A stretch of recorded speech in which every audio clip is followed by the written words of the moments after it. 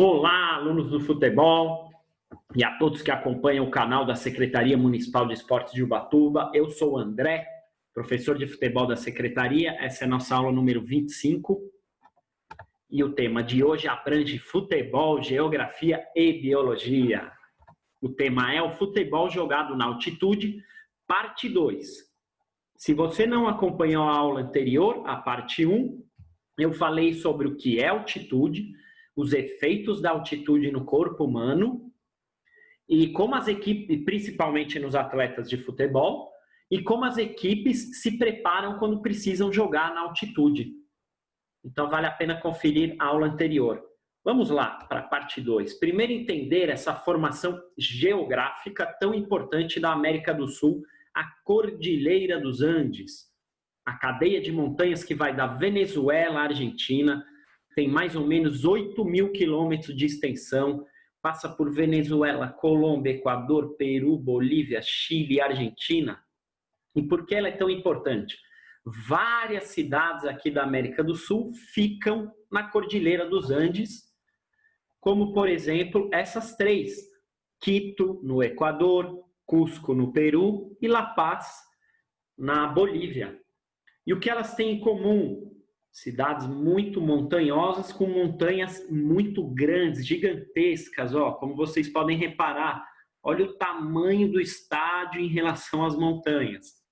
Aqui em La Paz, lembrando que quando passar a pandemia, vai começar as eliminatórias para a Copa de 2022 e a seleção brasileira certamente vai jogar nesse estádio aqui contra a Bolívia. Bom, o campeonato de clubes mais importante em nosso continente, a América do Sul, é a Copa Libertadores da América. E esse ano, esses são os grupos da Libertadores, que inclusive havia começado e foi paralisada devido à pandemia. Alguns jogos já aconteceram. E aí, por exemplo, equipes brasileiras esse ano, então, vão jogar na altitude. O Flamengo, quando jogar com o Independiente Del Valle, equipe do Equador, de Quito, vai jogar na altitude. O Palmeiras contra o Bolívar, equipe de La Paz, vai jogar na altitude. O Atlético Paranaense contra o Jorge Wilstermann, também da Bolívia, vai jogar na altitude. E o São Paulo vai jogar 2 vezes na altitude, contra a LDU de Quito e contra o Binacional, que é o atual campeão peruano, que fica numa cidade bem alta, como a gente pode ver aqui nessas tabelas, Então, aqui o país, a cidade, a altitude e as equipes locais. Por exemplo, Cusco, no Peru, está a 3.400 metros de altitude. Tem o Cienciano e o Cusco como equipes. Olha o Binacional, que o São Paulo já jogou, inclusive, como nós vamos ver em breve, que é da cidade de Juliaca, 3.825 metros de altitude, bem alta. A Bolívia tem várias cidades altas, como La Paz, lembrando, a seleção brasileira certamente jogará em La Paz contra a Bolívia, a 3.700 metros de altitude, bem alta. Olha o Jorge Wilstermann, que o Atlético Paranaense vai jogar na Libertadores, é da cidade de Cochabamba, 2.570 metros de altitude. A Colômbia tem algumas cidades bem altas. Olha o Once Caldas, a equipe de Manizales, a 2.160 metros de altitude, já foi campeã da Libertadores em 2004. O Atlético Nacional de Medellín, cidade a 1.538 metros de altitude, é bicampeão da Libertadores, uma grande equipe. Vocês lembram que Campos do Jordão é a cidade mais alta do Brasil, a 1.600 metros de altitude? Olha Medellín, é uma cidade que para a Colômbia nem é tão alta, tem cidades muito mais altas e mesmo assim já é quase da mesma altura que Campos do Jordão, que é a cidade mais alta do Brasil. Voltando aqui ao Atlético Nacional, bicampeão da Libertadores, uma bela equipe, o último título foi em 2016 e o destaque dessa equipe foi o Miguel Borja, que fez uma excelente Libertadores, veio para o Palmeiras, chegou com altas expectativas. Os palmeirenses sabem bem, aqui ele decepcionou, não jogou nada. O Equador tem algumas cidades bem altas também. A seleção brasileira, quando jogar com o Equador, certamente vai jogar em Quito, a 2.850 metros de altitude. A LDU, equipe de Quito, é uma bela equipe também, foi campeã da Libertadores em 2008. E olha o Independiente Del Valle, os corintianos lembram bem. A equipe é a atual campeã da Copa Sul-Americana da cidade de San Luquí, a 2.500 metros de altitude. Eu vou mostrar um vídeo bem interessante para a gente analisar essa questão da altitude. Esse jogo foi no começo do ano, estreia do São Paulo na Libertadores 2020 contra o Binacional do Peru, jogando a quase 4.000 metros de altitude. Eu vou soltar as imagens enquanto eu falo. O São Paulo perdeu esse jogo por 2-1, só que olha a quantidade de gols que o São Paulo perdeu. Olha esse lance, o jogador na pequena área consegue perder esse gol.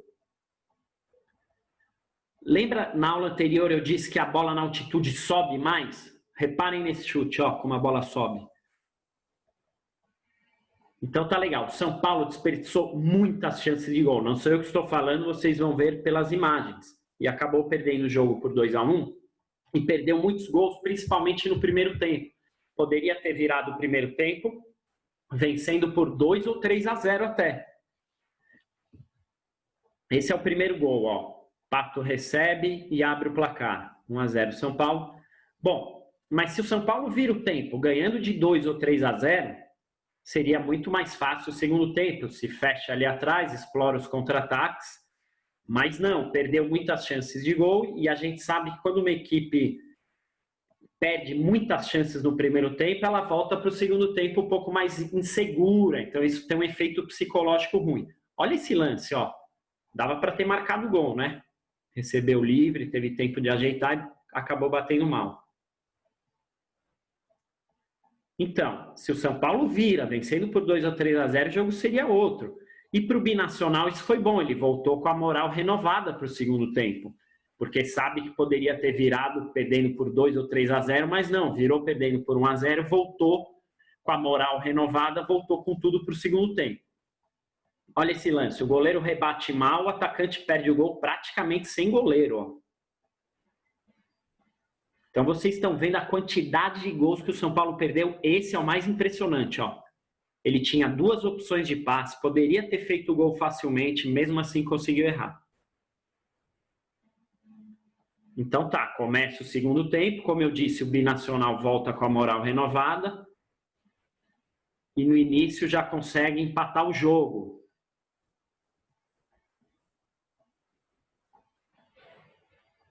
E aí depois num belo chute, o Binacional vira o jogo, ó, que golaço. Então por que eu mostrei esse jogo? Porque é muito comum as equipes brasileiras culparem a altitude por uma derrota. Quer dizer, o time cansa de perder gols e culpa a altitude. A entrevista dos jogadores após o jogo e mesmo a imprensa diz que o São Paulo cansou no segundo tempo por causa da altitude e acabou perdendo o jogo. Mas a gente viu que não foi bem isso. São Paulo perdeu o jogo porque desperdiçou muitas chances de gol. Custou caro, perdeu a partida, mas é muito comum imprensa, técnico, jogadores culparem a altitude por uma derrota.